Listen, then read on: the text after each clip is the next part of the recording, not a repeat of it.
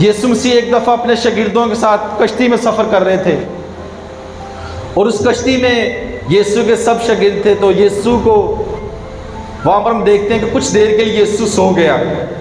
آپ سب کو یاد ہے یہ واقعہ؟ اور جب یسوع سو گیا تو کیا ہوا تھا؟ ذرا زور سے بولیں، کیا ہوا تھا؟ طوفان آیا۔ تو یسوع کے شاگردوں نے کیا کچھ کیا؟ پھر انہوں نے کشتی کو سنبھالنے کی کوشش کی۔ جس سے کشتی چلاتے اس کو کیا کہتے ہیں؟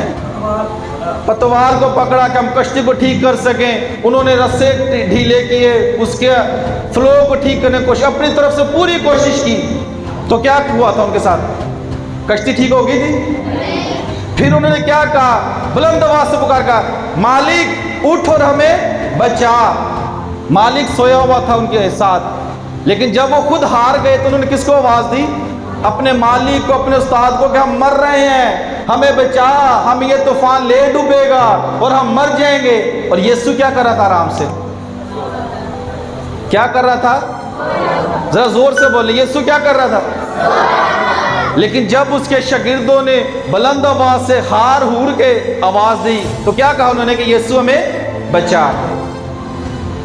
آج آپ کی کشتی میں تو یسوع نہیں سو رہا کہیں، کیوں آج تک آپ کامیاب نہیں ہو رہے؟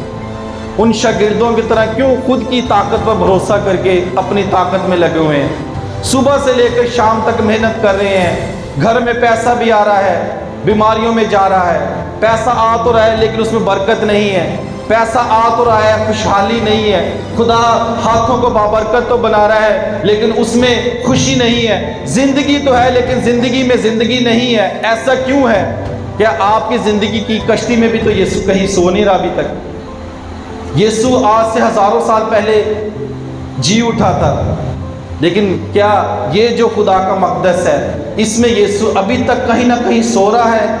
کب شاگردوں کی طرح ہم بھی اس کو آواز دے کر کہیں گے کہ یسوع ہمارے مالک، ہمارے استاد، ہمیں بچا؟ یہ آپ کا فیصلہ ہے۔ یسوع آپ کی فکر کرتا ہے۔ اس نے جی اٹھنے کے بعد بھی آپ کو اکیلا نہیں چھوڑا۔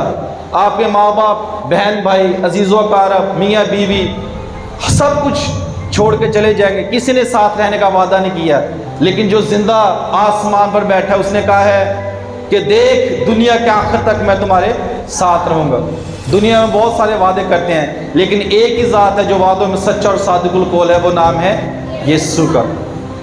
اپنی زندگی میں دیکھیں، پطرس کی طرح ہم بھی یسوع کے سامنے آتے ہوئے شرمندہ ہوتے ہوں گے، پریشان ہوتے ہوں گے کہ میں کس منہ سے یسوع کے سامنے جاؤں، لیکن یسوع نے کیا کہا؟ فرشتے کے ذریعے سب سے پہلے خاص نام کس کا لیا؟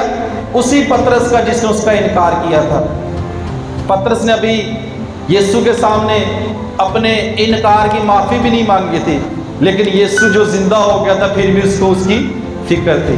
آج بے شک آپ نے ابھی تک یسوع کے سامنے اپنی غلطیوں کوتاہیوں کو نہیں رکھا، گزرے ہوئے کل کو یسوع نہیں دیکھ رہا۔ یسوع یہ چاہتا ہے کہ آنے والے کل میں یہ بیٹا، میری بیٹی میرے ساتھ چلے۔